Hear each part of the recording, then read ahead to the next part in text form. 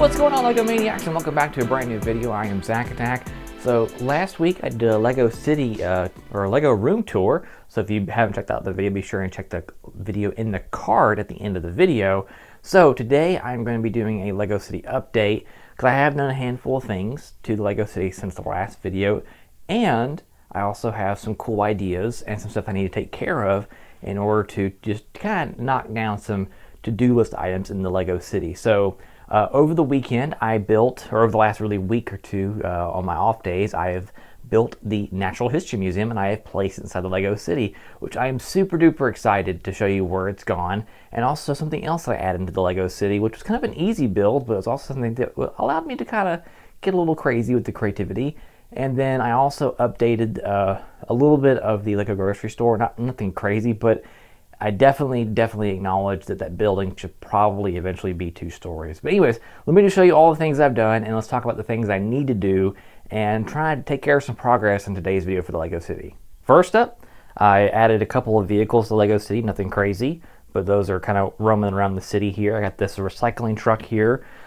In the back of the LEGO grocery store, I got rid of the loading dock. I figured, you know what, this back door back here is going to be simple enough to go in and out of the store, and just that's plenty of room. And it also gave me back an alleyway space, because once I placed the Natural History Museum, that's when I figured out, oh, I kind of need to have a bit of an alley for the Natural History Museum. So I added that and got rid of that, and then also this recycling truck right here, I added in this little recycling little bins over here next to the LEGO grocery store, which this isn't really tacked down, it's just kind of hovering, but I do need to find a permanent space for this once I figure out where it needs to go.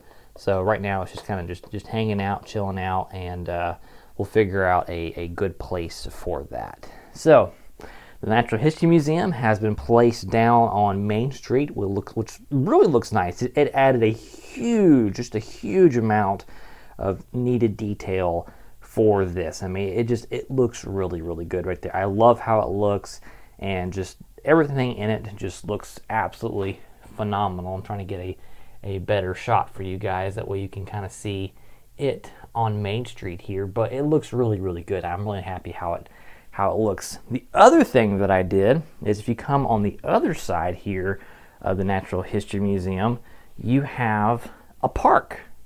I added in this little park right here, which there's not a lot going on. I actually got this gift with purchase little water fountain set that I decided to add in to the blank space right here. So I was trying to figure out what I was going to do with this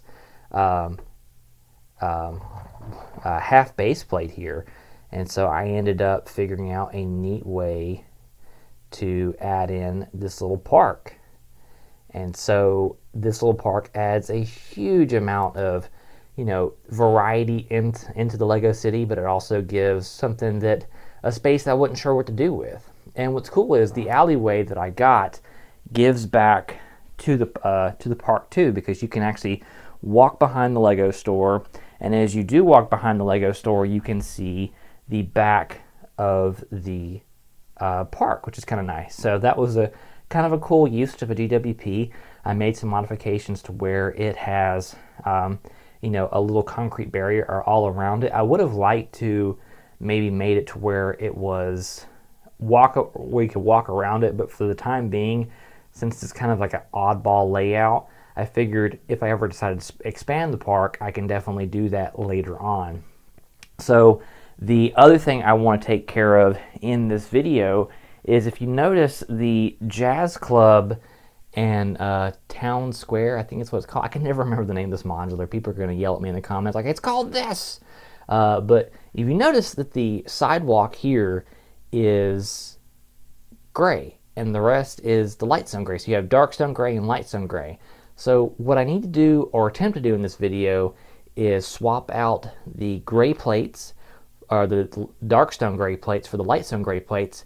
But the other thing that I realized when going through my part inventory was I don't have these oddball kind of wedge corner plates here. I don't have these, which is unfortunate. So This one is going to have to wait, but I can definitely take care of the Jazz Club and Pizza Cafe here, as that's going to be a pretty easy swap. So let's go ahead and take care of that. Also, one more thing I realized that on the back of those two modulars, I never tiled off the back. So I got to tile off the back here and tile off the front. And I think I'm going to leave these tiles, the dark stone gray, as there is this, it's going to be the separation, obviously, with these light stone gray, or these tan tiles and the dark stone tiles with this light stone gray.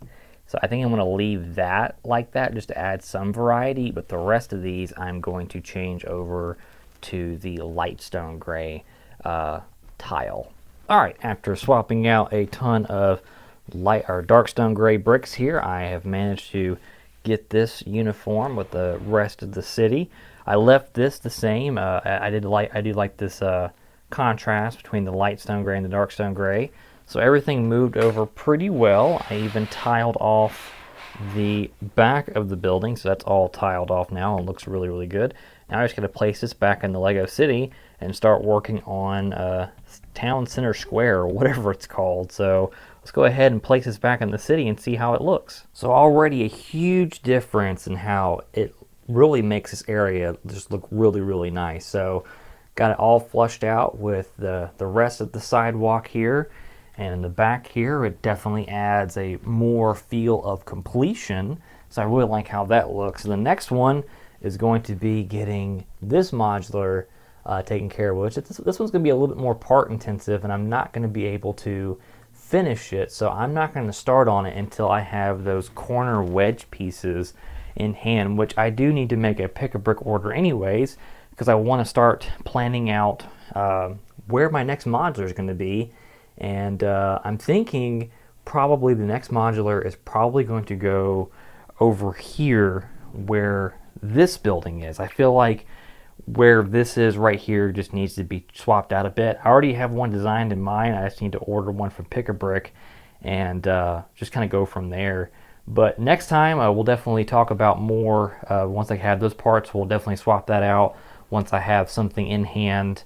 And I'm definitely seeing another adjustment I need to make, and that's moving around some light posts. I feel like right here there's too many light posts, so I either may scoot this one over, and I'm probably going to order a bunch of these. I really like how the white light posts look. I think that looks really, really nice. All right, Lego Maniacs, that's been my kind of a Lego City update for you guys. Next time, let's talk about the next modular that I'm going to do, which hopefully I can have that in hand. But in the off chance that it doesn't, I just realized that my channel's 1-year anniversary is next week. So if by happenstance I don't have the parts, which I don't think I will because Lego's pretty slow at shipping, so let's just go ahead and assume that I'm not going to have the parts.